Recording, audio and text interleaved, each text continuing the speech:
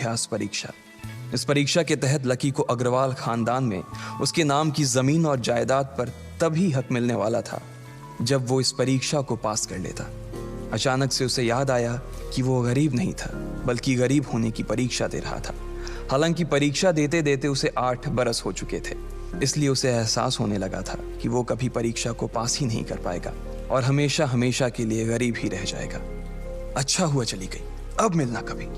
Lucky ने hotel की तीसरी मंजिल की ओर देखा और पानी के अंदर ही अपना पैर पटक दिया। वो डिंपल को कोस रहा था।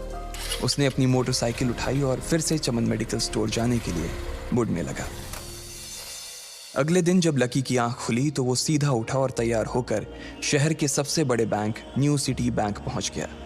न्यू सिटी बैंक न सिर्फ शहर का सबसे बड़ा बैंक था, बल्कि वो सबसे अमीर बैंक भी था। वहां पर शहर के सबसे अमीर लोगों के ही पैसे जमा किए जाते थे। लकी वहां पैसे को निकलवाने के लिए जा रहा था। New city bank south Delhi में बसा हुआ था और उसके दरवाजे के बाहर महंगी से महंगी गाड़ी खड़ी थी। भाई, अब इसमें से कौन सी नई गाड़ी लेगा, लकी ने मन ही मन सोचा। उसे यकीन नहीं हो रहा था कि कल तक तो वो एक मोटरसाइकिल तक नहीं खरीद पा रहा था और आज वो एक कार, और वो भी इतनी महंगी कार खरीदने की सोच रहा था। फिर उसने अपनी नज़र गाड़ी पर से हटाई और बैंक के अंदर जाने लगा। उसने देखा कि बाहर बहुत भीड़ थी और महंगे से महंगे कपड़े पहने लोग बैंक के अंदर जा रहे थे। कहाँ दवाओं की बदबू और कहाँ ये खुशबू। उसने एक बहुत ही गहरी सांस के अंदर ज्यादा से ज्यादा खुशबू को समेटने की कोशिश करते हुए अपने मन में सोचा, लेकिन अगले ही पल उसके मन में संकोच पैदा हो गया था।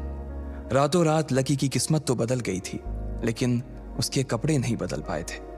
इतने बड़े बैंक में वो वही कपड़े पहनकर आ गया था जो वो अक्सर अपने काम पर पहनकर जाता था।